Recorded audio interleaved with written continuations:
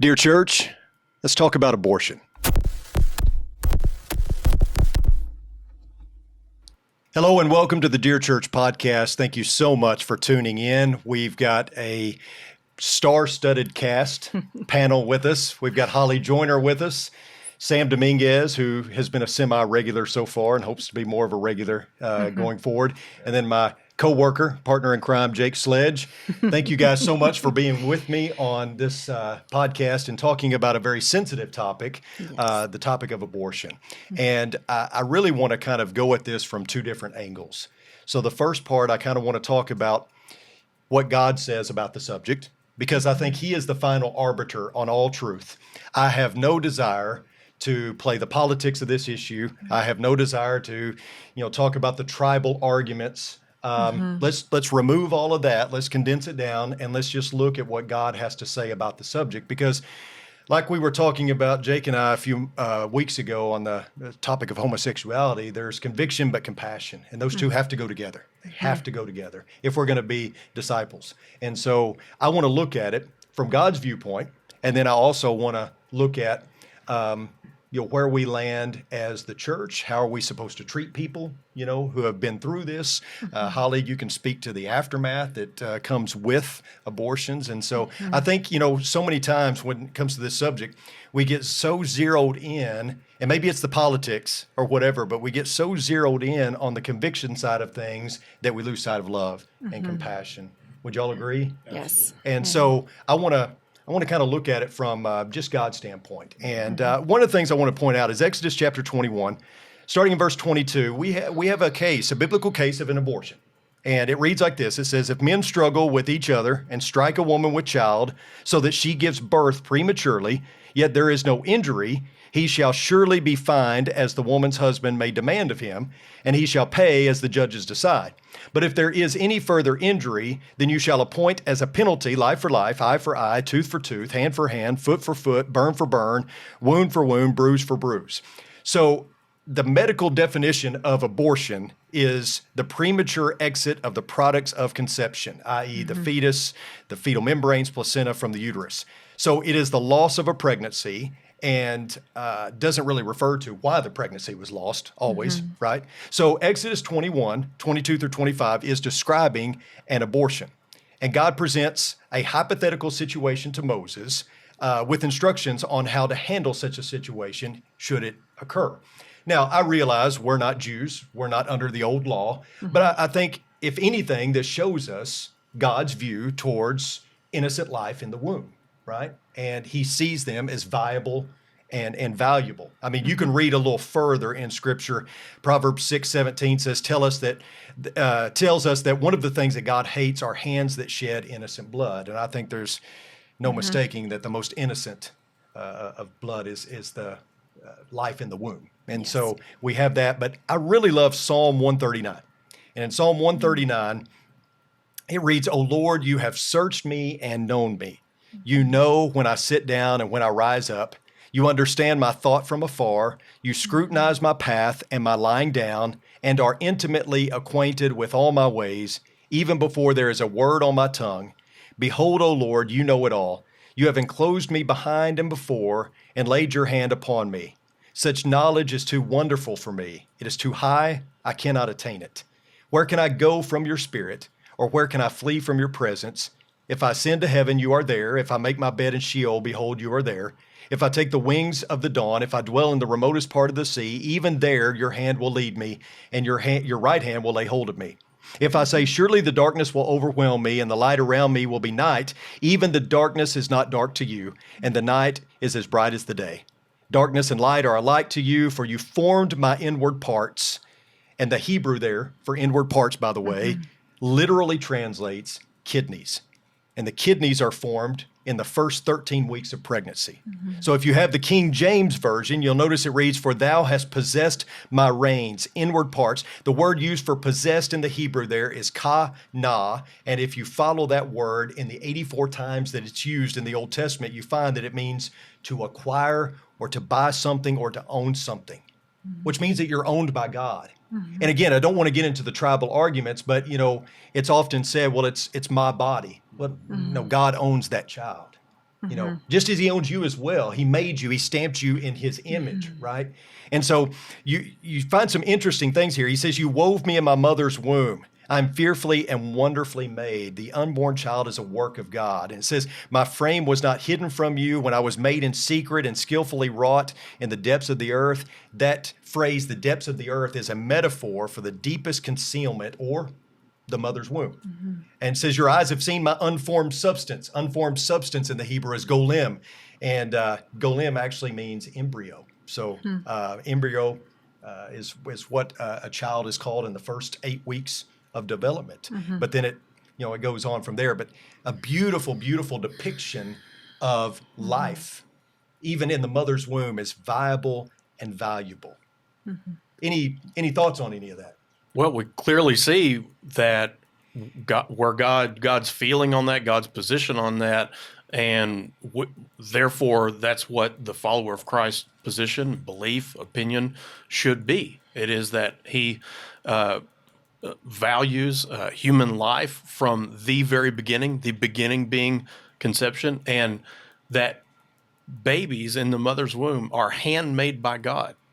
Absolutely. So it's not just something just biological it's a miracle that happens. I mean, God made this to be possible, but they're handmade by God. Right. And not strictly a glob of cells. Right. This is a human being, a child. Yeah. I've been told in years past, don't preach politics from the pulpit. And I tell people all the time, this is not a political issue. No. This is a biblical issue through and through. Anytime you're talking about something that God has created and God has made, this is a biblical issue. I look at chapter 1 of Luke, beginning in verse 5, and we see the birth of John the Baptist foretold. Verse 15, it states, for he will be great in the sight of the Lord, and he will drink no wine or liquor, and he will be filled with the Holy Spirit while yet in his mother's womb. I mean, obviously, God saw John as valuable, more than a clump of cells. I mean, he was somebody. He was a human being even before he was born. And I don't think that quality of life outside the womb can be divorced from quality of life inside the womb. I mean, I think the womb contains the same baby that possesses the same human qualities outside of it. 8-month-old babies in the womb do not magically appear from non-human embryos. And so what is true in the third trimester is just as true in the first trimester, or else third term or third trimester fetuses would never have developed from first trimester embryos. I think there a lot of times is an inability to appreciate the uniqueness and the awesomeness of human life that God is woven in the womb. What do you guys think? Well, there's so much uniqueness to the individual. I mean, it makes me think of issues of the loss of children outside of the heated politics of abortion, in that whenever a married couple suffers a loss in the womb, a miscarriage or stillbirth or any of these other tragic events, at those times, people don't give comfort by saying, well, that wasn't a real person anyway. You give comfort by recognizing what I think is pretty obviously the truth to all of us, that was not only a human being, but a individual, a unique individual. Any couple that has had that type of a loss recognizes that the next child you had is unique unto itself, and it wasn't a replacement for the first child. It wasn't the same as the first child. And God not only tells us that creation in the womb is a human, he says that is a unique individual that I know. And there is nothing else that can become but a unique individual. And as a society, we, in all these heated arguments, we love to tout the value and importance of our uniqueness and our individuality. And we don't often talk about the fact that this act is denial of individuality, denial of uniqueness, and trying to say, no, you don't get the opportunity to demonstrate the fact that you are, in fact, a unique individual. And in most cases, it's for very poor reasons. I mean, that's the other aspect of it that we don't talk about, that it's usually for very poor reasons. In most times and cases, it's been for gender selection and all manners of convenience. And God not only speaks to the life and value of that person, to the fact that they're an individual person that he knows, but also to the fact that as Christians, we don't act in selfish ways that way. You don't put suffering and hurt on another individual to benefit yourself in some way. And that's another aspect of this that we don't want to think about. We want to get into these tribal arguments, into these political arguments, and say, you know what, whether any of these arguments can be boiled down to being true, in the end, God still says, but you don't act selfishly.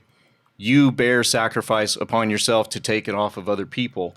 What more can we do than for the innocence of a child, but to take on whatever burden that brings, whether we're prepared for it, whether we think we can handle it or not, or whatever the circumstances may be, to deny that unique individual, that child, their opportunity to live, to not suffer myself. That's not what Christians do either. Right, exactly. I mean, discipleship is all about sacrifice. And so it seems like we want convenience. So many, even on the Christian level, even on, the discipleship level, there's another part of this that, we can show throughout Scripture. We could spend a lot of time doing that, showing how life is viable and valuable even in the womb. But another part of this and another argument that is raised is, what about human life? When does it start? When does it begin? Does the Bible address that? We think, at least science has told us that life begins at conception. But then recently, some people have tried to, kind of diminish that argument and talk about other things and bring up other things that may factor in to say that, life actually doesn't begin at conception. Some have even said life doesn't begin until the baby's outside the womb, And so what does the Bible address that? Does the Bible talk about that? And I believe absolutely it does. If you look in the book of Genesis chapter 5, we find the first list of genealogies in the Bible. And it tells us that Adam begat a son in his own likeness, after his image, and called his name Seth. After he begot Seth, the Bible says that Adam begat sons and daughters. And the rest of this chapter goes on to list a long line of men who begot children as well, people like Enos and Methuselah and Lamech and Noah. But what's interesting is that little word begot, in the Hebrew, it's the word yalad. And if there's any Hebrew folks watching, I'm so sorry I butcher all these words. But when this word is used of the mother, it refers to her conceiving, bearing, and giving birth to a child. But when it is used of the father in the literal historic event of procreation, as it's used here in Genesis 5, and also in Matthew 1, it always refers to conception only. And so the Bible even answers that question of when does life begin? The only role the father has in the birthing and process of a child is, conception. So when the Bible speaks of a father begetting a child, it is referring to the conception of the child. I thought that was interesting. That's very interesting. That ends the argument. Yeah. And again, I think if we could just channel our efforts towards what God says on any subject, I think, knowledge is power, obviously, but also I think we're trying to change the mindset on this, and we're trying to change things through politics, through legislation. And I'm not saying we shouldn't do that. I'm not saying we shouldn't. There's a place for that. I think there's a place for that. That's one piece of the puzzle, Yeah. right? Although doesn't seem to be working very well. We've put some people in those positions that we thought would help us on that, and they really haven't. See, but we've put ourselves in a position where we're attempting to use the tools of man to accomplish the will of God, and that's not going to get us there. I mean, we could exist in a society where these things are perfectly legal and even celebrated, but if we convince people of the gospel of Christ, it's still not going to happen. Right. And something can be legal and still not done because people are choosing to please God instead of please themselves and please man. If we have the opportunity because of where we're blessed to live to influence politics in that way, then so be it. But the strongest and best effort that we can always make is to convince people of the truth of God regardless of what government says. Absolutely. And that's where we've gotten imbalanced is if that's a tool, use it. But our most powerful tool is what you're saying. Our most powerful tool is always going to be the gospel. We always go the other way. We want the political. Because you change the take world one political soul route. at a time. Yeah. I mean, yes, you can change the world through legislation and things like that for good or for bad. Yeah. But you don't truly reach people until you bring them the gospel. Well, and that's where we want people to understand where we're coming from is that we believe that the source for what is true and right is the Word of God and what God says on the subject. True. And so that's where we're coming from. Unfortunately, the way that's been approached from people saying they're Christians has not always been in the most loving and helpful way. And we admit a lot of times people have come at that from a really hard, unloving way. There are some hard truths and there are some things that are difficult. This is a difficult issue, just like some of the others we've talked about. But still, we're coming from that compassion and conviction, but we want people to know we're not coming from other sources. It's from, this is what the Word of God teaches. And what we see here is God's love for all of life, the unborn baby, from conception, that this is something God has done. God created us to be able to do this. That's a good point. Sanctity of human life doesn't just apply to life inside the womb. I mean, as a Christian, sanctity of human life should apply over the whole gamut of life, and all individuals, unborn, born, So therefore, we care about the way lives are treated in various ways. Sex trafficking, you can go into many other subjects. Yeah, because God cares about His creation. And I think we could take a turn there and go down, the path of politics becoming an idol and warping our sense of judgment and view on some of these things and ruining our compassion and taking away, the loving way that we approach things. But we won't get too deep into that. But I think what we're all saying is that first and foremost, this is a biblical topic. And as people of the Bible, as people of Jesus Christ, we should be people who are conveying this conviction, but doing so with love and compassion and mercy, just as God, I believe, and Jesus, I believe, would do as well. I'm going to ask Holly to jump in here. Holly is the executive director of Pregnancy Resources here in Abilene. I actually served on that board for some time, and it was a real pleasure to do that and work alongside with Holly. And Holly has a unique perspective because your piece of the puzzle is, and what y'all do at Pregnancy Resources is. Well, I'll let you say it because you can say it better than I can. Okay, thank you. And I'm so happy to be here. Thank you for having me. We believe that abortion will come to an end when there's no longer a need. And so our job is to bring hope to these women who are experiencing unexpected pregnancies with compassion and love and resources that they then can choose life for their babies. And so our job is to love her, let her experience Christ, and then that's how the baby gets saved. And one of the things that we run into, and I'd have to disagree with you a little bit, is that most of the time that we see it's not a convenience issue, they are in horrible circumstances. And they may know it's a baby. They believe that it's a baby. And most of the girls that we serve, they check box Christian when they on the sign in. A lot of them have been hurt by the church. They've been hurt just during their life. And so they may believe abortion's wrong, but the circumstance of where they are, what they're in right now, they cannot see a way that they can have a baby. And they're being abused. They are in poverty. We do see girls that are on scholarship. We have 3 Christian universities here. They have an athletic scholarship. They're the first one in their family to go to college, and they have the weight of their entire family. And they end up getting pregnant, and they know it's a sin. And they are going to go through that anyway to not shame their family. And so some of those situations we walk into, we have married couples come in, and the husband doesn't want another mouth to feed. Or they've had kids, and we talked earlier, our kids were empty nesting, they're getting older. She became unexpectedly pregnant, and they were going to have to start over, and he said no. He said, I'm not starting over, and if you have this baby, I'm leaving. And so she had to choose between her baby and her husband.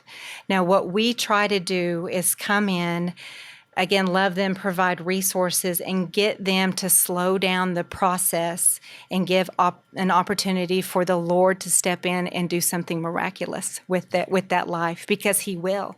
And we see it every time in the most desolate, desperate situations. We see these girls, they decide, okay, I am going to choose life. I have no idea. I'm with this abusive person. I'm going to be homeless. All of these circumstances. And then when they open up to that, the Lord comes in and starts providing resources and connections and churches and new families for these girls. And so that's what we experience at Pregnancy Resources. Now, Pregnancy Resources, tell us a little bit about, it's a nonprofit. It is. And tell us a little bit about, it's more than what I've presented it. You offer classes. We do.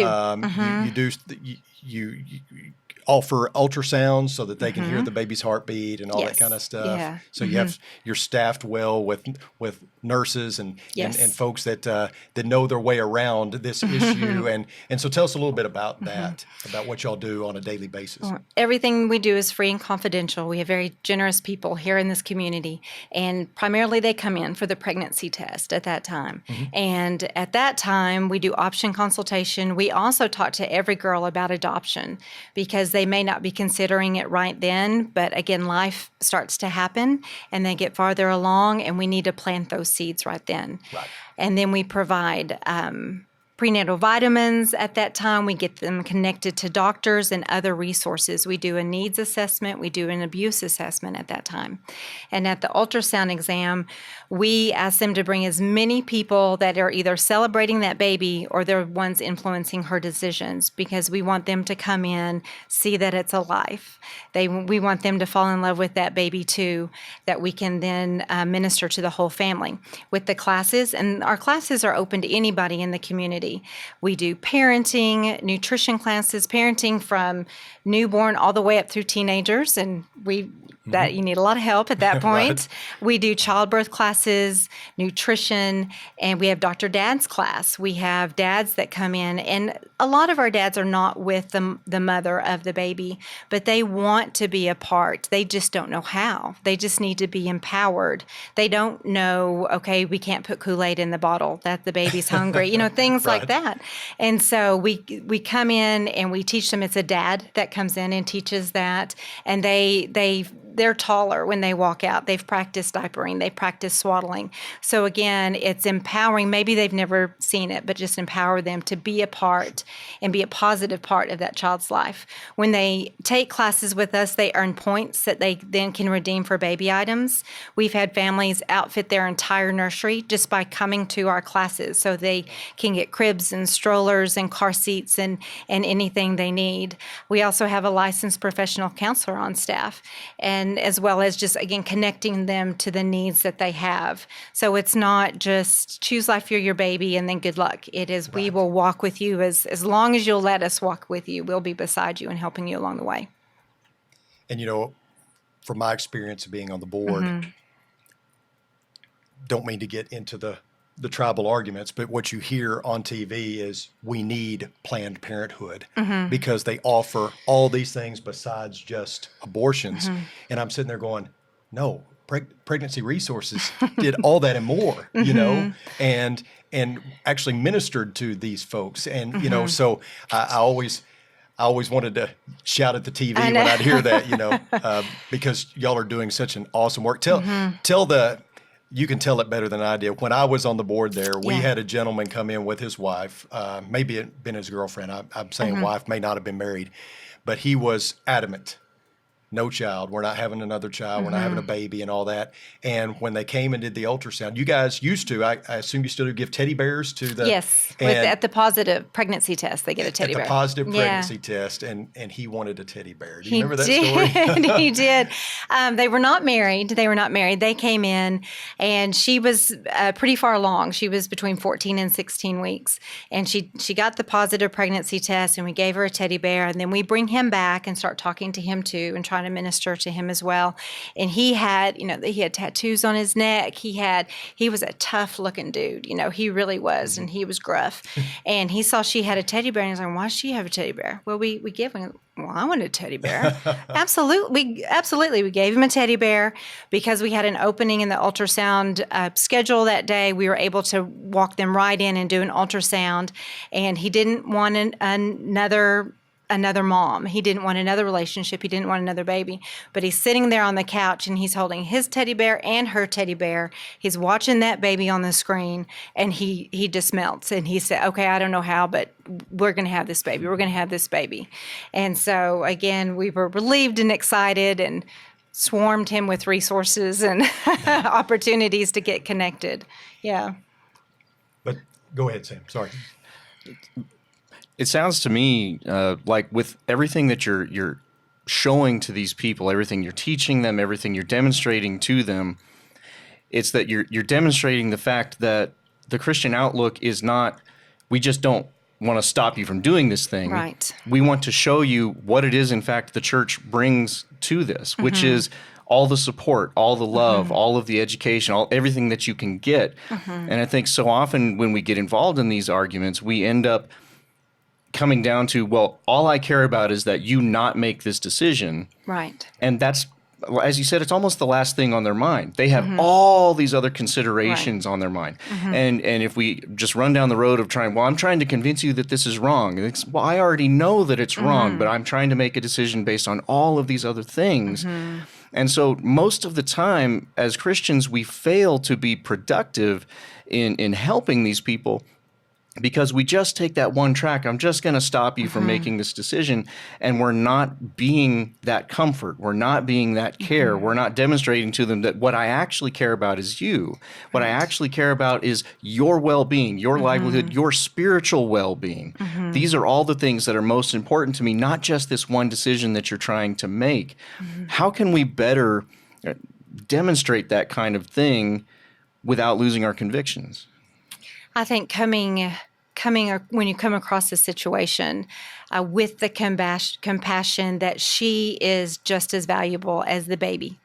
And often she doesn't know that. She's never been told that. She doesn't believe it. And so starting with that, you are just as valuable. You have destiny and purpose in your life. No matter what you've done, no matter what's happened to you, you still are important to God. And you have a purpose, and nothing can take away from your value. And you start with that. And she can start believing that about herself, that maybe she can do this and she can have this baby. Again, it's the understanding, and I get the panic. These are babies that are dying, and it's legal in our country to do that. And I get the panic, but it's a heart issue. And that's how it'll stop. So you have to start with her heart and sometimes his heart. Often girls will say, who have had an abortion, if he had only said, "Don't have the abortion." Most young men will say, "Well, it's your body. It's not my choice. Do what you want." To her, she hears, "I don't care. I don't care, and I'm not going to be there for you." And so she needs to hear him say. So again, it's not just ministering to the girls, it's ministering to these guys and these dads that they have what it takes. They're valuable no matter what they've done and what maybe they haven't been a good father to other kids. And it's never too late. It's never too late with the Lord to turn it around. I agree. It's almost I can't see the tree because of the forest. I'm so ingrained in my arguments, Republican, I'm against this, Democrat, I'm for this, that you're talking about nuances in this Right. that are missed. You're actually talking about souls that are at stake that we don't always think about because we want to be right. Right. And we want to stand for truth, and we want to hammer that nail, and we forget that there is not only the unborn life involved, but there are other lives involved, like the mother, father, boyfriend, girlfriend, but definitely the mother. And one of the things that Pregnancy Resources, I never thought about until I got on the board, is that you guys don't have a 100% changed mind rate. No. You would like to. Right. You would love that everybody who comes in dead set on having an abortion would change their mind, but they don't always. But you guys do something that I just love, and that is you welcome them back with open arms, even if they have the abortion, because you Absolutely. guys understand that what the abortion clinic's not telling them is that there is a horrible aftermath that most women go through after an abortion. Tell us a little bit about that, about the aftermath and what y'all do to help that. Well, there are so many things that can happen, and to be honest, right after an abortion, the woman usually experiences relief. Tremendous relief for 10 days, 2 weeks before it starts to set in. And then there is depression, there's anxiety, often an increase of risky behaviors, if that's drugs or alcohol or sexual behavior, that will increase trouble making decisions. Job hopping, things like that. There are girls that won't really have any reaction, and then they're in their 30s and they run their vacuum cleaner, and that reminds them of the sound they heard when they were having an abortion, and it triggers, and they're crushed, and they are hysterical, and they don't know what happened, because you don't know when it's going to hit. Anniversaries of when the baby should have been due, the baby's birthday, anniversary of the abortion, those dates will trigger as well.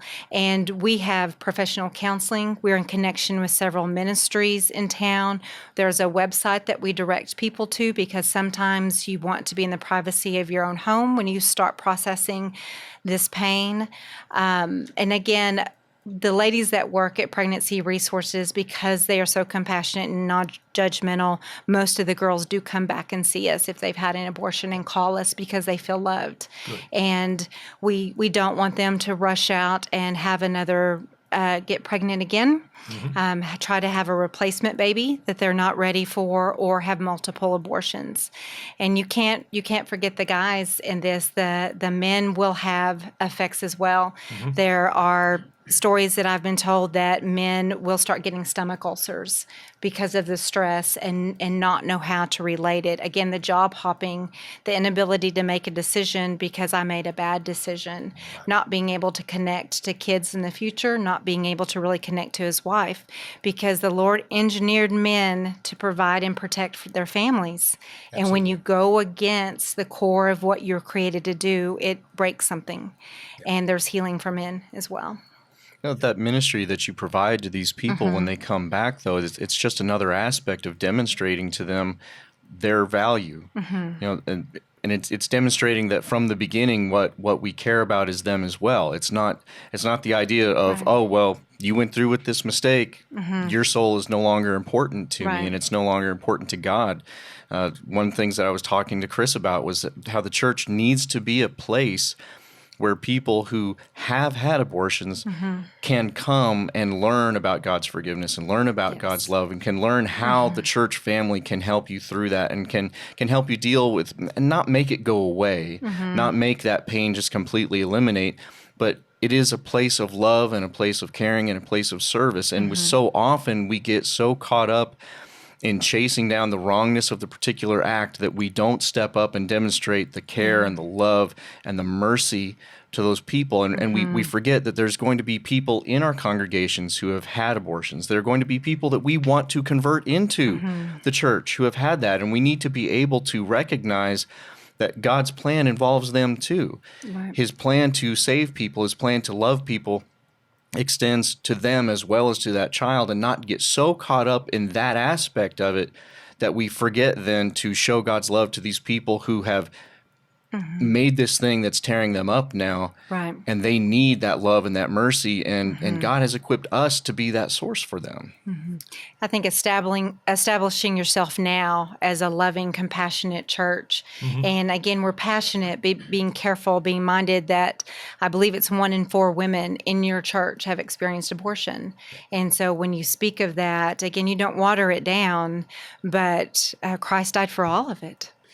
Yeah, it's kind of the age-old question, would Jesus be welcome at your church? I mean, when he was walking this earth, the very people that he catered to, that he went to, the people that he ate with were the kind of people that, the sinners, the folks that we maybe don't always want anything to do with. Right. And it seems like it's not getting better; it's getting worse. In that the political climate and all that, I think, adds to it, because whatever's going on in the world will eventually make its way into the church. I don't remember who it was that said, whatever's happening in the world, give it 7 years and it'll be in the church. But sometimes it's quicker than that, but it seeps in and it warps our thinking. It causes us to have blinders on. It causes us to only see one side of the issue or not see people for who they truly are. And we all need grace and mercy and love and forgiveness. And we should be a people of that. We should be giving people a front row seat to the grace of God, no matter where you're coming from or no matter what you've done. But too often we want people to come in and be at this level when they come into the church. Hurry up and get baptized and we'll talk to you, Right. and we'll help you and we'll study with you, Be like us Be first. like us first. And people are broken. They're, for lack of a better term, messed up, and they've got issues, and they need us. If we can't show them that love and compassion, who can? Right. And I loved my time on the board at Pregnancy Resources. What a wonderful, wonderful organization. You're doing a great thing there. So, Well, I wonder how often we're afraid of or just worried of. If we show grace, that means we are okay consent. with it. Yeah. And so don't go there. Right. Be careful, because you might send that message that this is okay instead of showing how to show love, grace. But I mean, that's part of standing for the truth, Right. is to extend that as well. It doesn't mean you change the message, because the message includes that. Right. Yeah, these things are right, these things are wrong. But God, I'm reading through Jeremiah right now, and God talks about he tells them, I'm gonna let you be captured. This is what's gonna happen to you. It's gonna be this bad, but one day I'm gonna come back and get you. I mean, he never gave up on them, and they were the Israelites, and then we think, us too, we're terrible towards God. Yeah. He never stops giving up on us, stops loving, never stops wanting us back, and yet the truth never changes of Right. what he wants for our lives. But when you talked about the conditions the ladies come from and are in, I think that's an area where we're really uninformed about, because I think it's so easy to just not think anything past, they don't want the baby, or they don't think Right. that this is a right or wrong issue, or they don't think this is a human. And when you're saying that, so often there's a context there that the women are coming from. And that's really powerful, and I think that really goes a long way to help us be more sensitive towards and loving towards the person when you understand the context and the situation that they're coming from. I mean, because now, I realize, being male, I realize there's I can only understand so far. I understand that, but I think to a limit I can understand.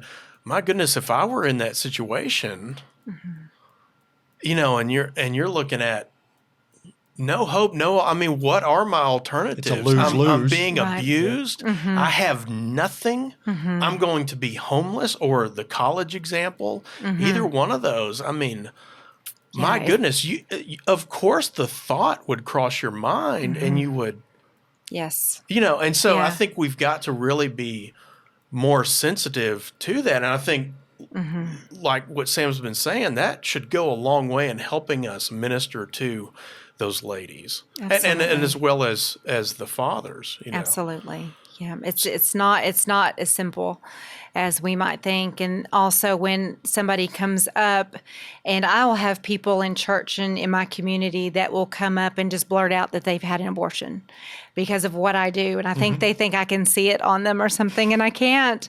But and they're scared to tell me, because I've been fighting for this for 15 years. I've been doing this. They're scared to tell me.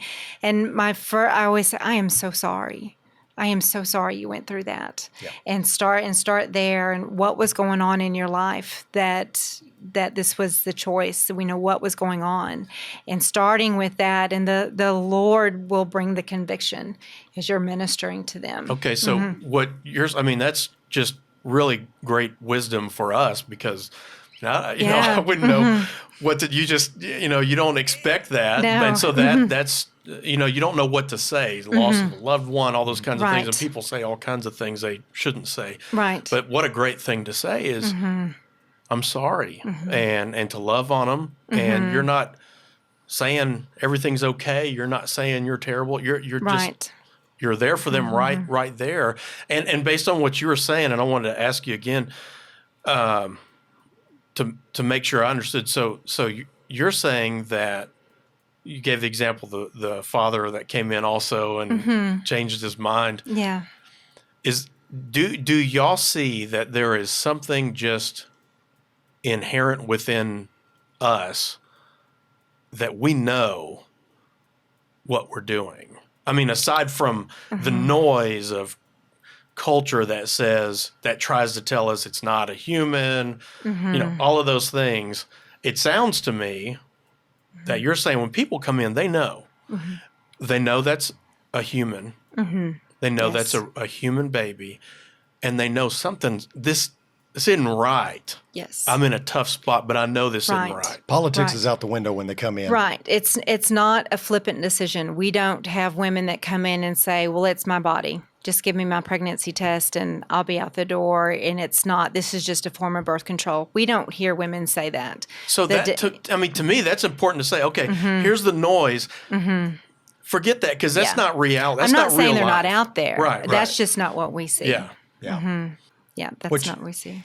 And the thing that I'm thinking the whole time that you're talking is they can feel, maybe not the first time, but as they come back over and over to pregnancy resources, they feel more comfortable because of the people there and because of the people that are working with them. And shouldn't that be the way church operates? I mean, shouldn't that be how, shouldn't that be how people should feel when they walk in our church buildings? Well, and so maybe that coworker confides in her coworker that she's made that decision. yes. But because there's a relationship there, and maybe they've already talked about faith and God, and she's been invited to church even.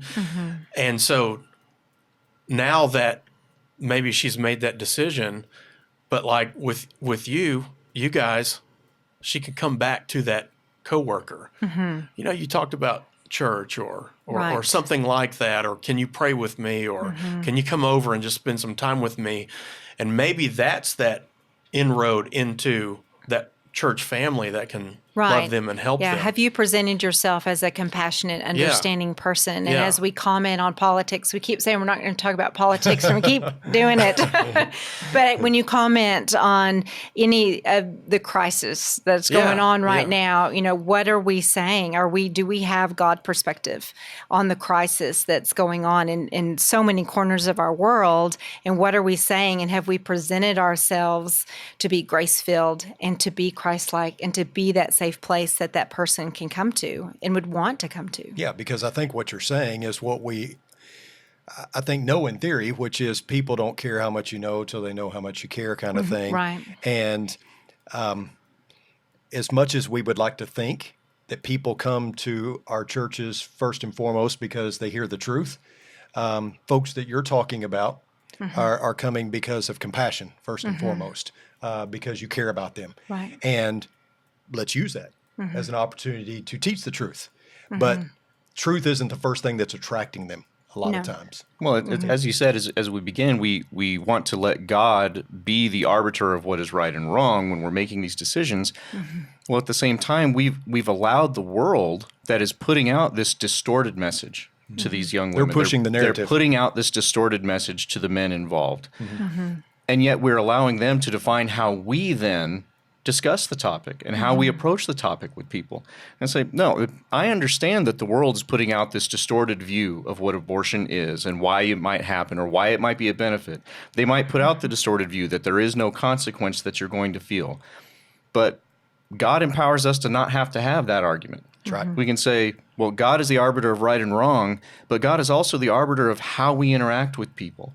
And his instruction to us is love these people, be compassionate to these people, show them mercy. Why? Because I showed mercy to you first. Absolutely. And if we are that kind of people, we end up not having these crazy political arguments with people that aren't going to accomplish anything anyway.